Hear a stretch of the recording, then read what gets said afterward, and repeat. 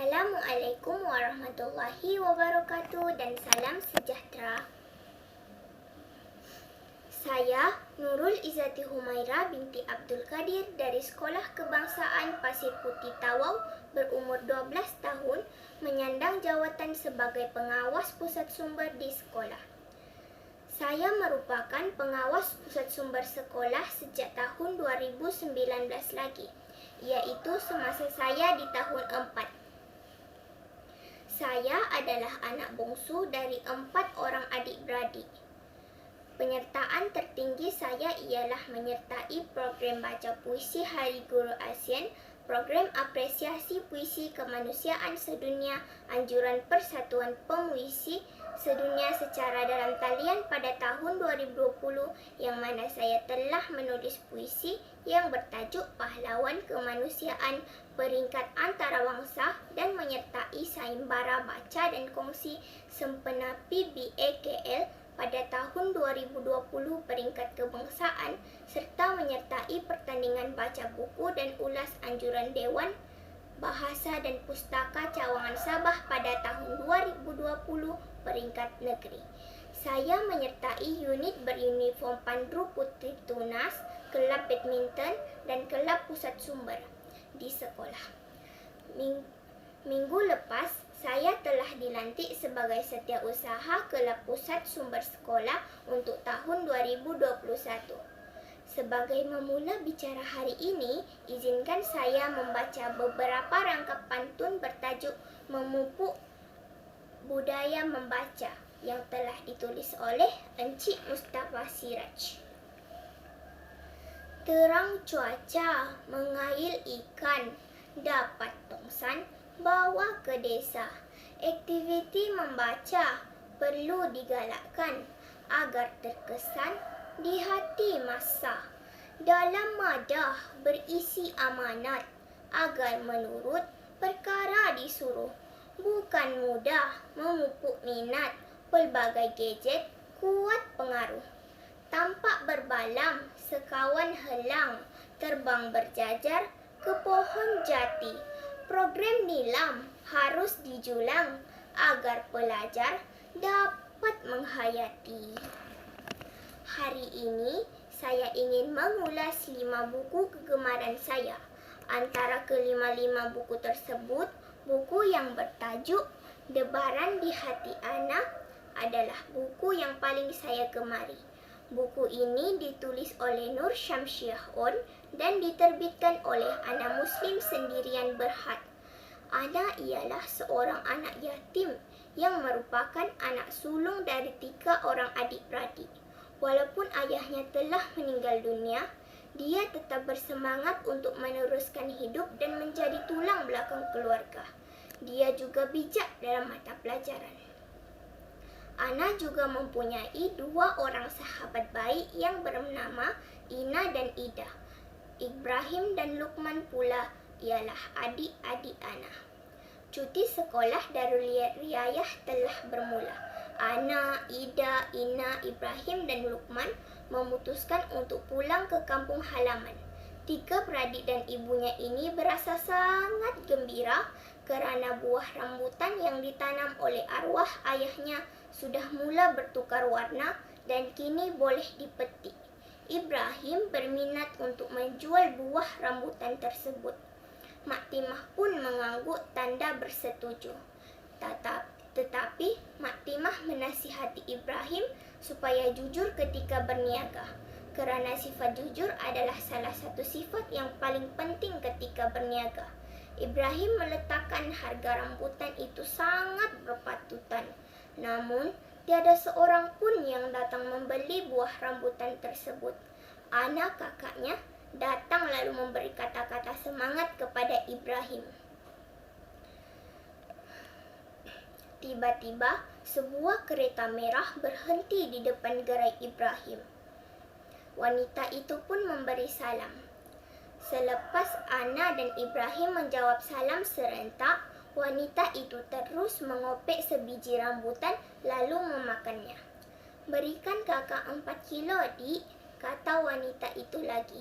Sebaik sahaja wanita itu membayar buah rambutan tersebut, telepon bimbit wanita tersebut terus berbunyi dan langsung meninggalkan gerai Ibrahim. Betapa terperanjatnya anak apabila melihat Rm50 di tangan Ibrahim. Lantas Ibrahim menaiki basikal lalu mengejar wanita tersebut.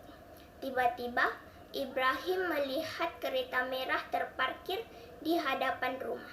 Rumah itu didiami oleh Tok Usop dan istrinya Wan Mia. Ibrahim pun memberi salam.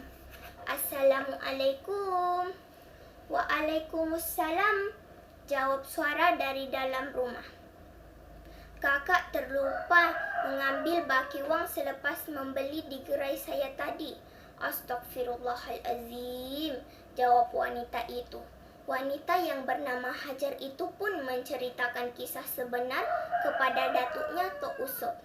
Kejujuran Ibrahim ini membawa keuntungan kepada dirinya kerana Tok Usop membeli semua buah rambutan untuk dijual kembali kepada pembeli durian Tok Usop.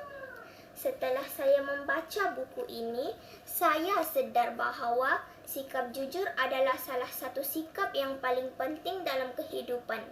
Jika nilai murni ini tidak ada dalam kehidupan, maka kehidupan kita tidak akan tenang. Buku kedua yang menjadi pilihan saya ialah buku yang bertajuk Hantu WhatsApp. Buku ini ditulis oleh Pak Cik Bat dan diterbitkan oleh Galeri Ilmu. Buku ini mengisahkan tentang berbagai-bagai hasutan syaitan seperti syaitan Zalitun, Watin, Awar, Hafaf, Murah, Masud, Dasim, Walahan, Lakus, Sabrum, Maswat, Miswat, Laknis, Abiyat, Kanas, Zaktabur, Zalanbur, dan Zanabur, serta Kinzab.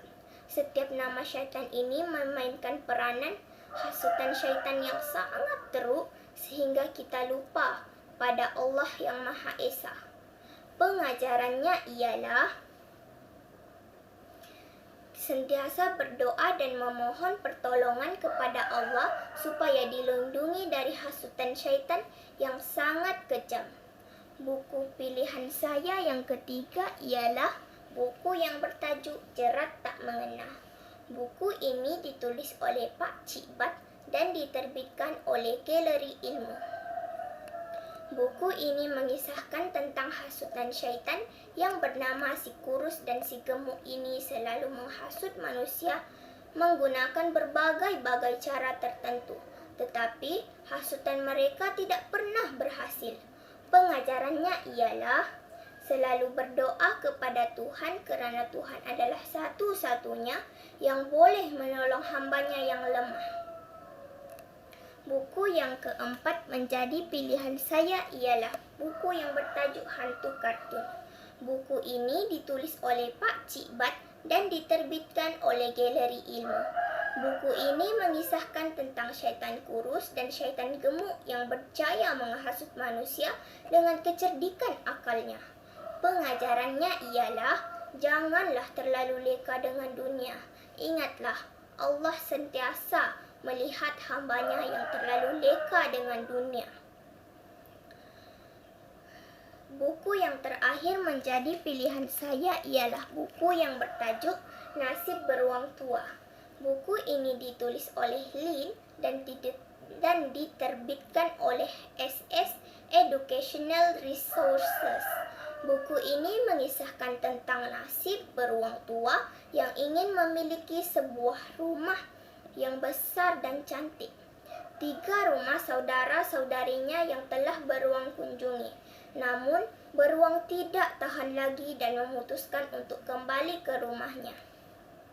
Pengajaran yang boleh kita peroleh daripada buku ini ialah sebaik-baik rumah orang, tetap rumah sendiri lebih baik lagi.